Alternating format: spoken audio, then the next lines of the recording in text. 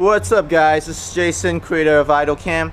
Lately we have been filming a lot with the Aussie car cam, but today we are doing something totally opposite.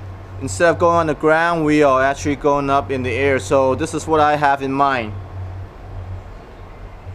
A tiny little Aussie, not Aussie but racing drone with a IdolCam strap in the front.